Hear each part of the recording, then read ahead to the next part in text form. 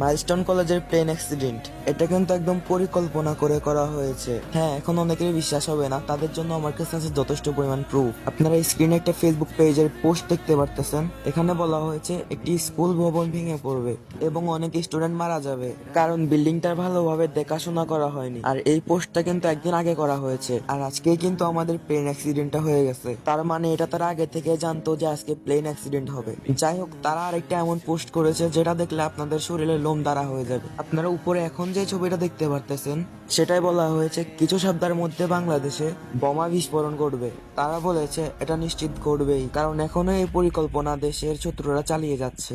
তারা আরো বলেছে হোটেল ও হাসপাতাল হবে এই হামলার মূল লক্ষ্য। এই পোস্টটা কিন্তু তারা আজকে করেছে, তার মানে বিস্ফোরণটা কিন্তু সামনেই ঘটতে যাচ্ছে।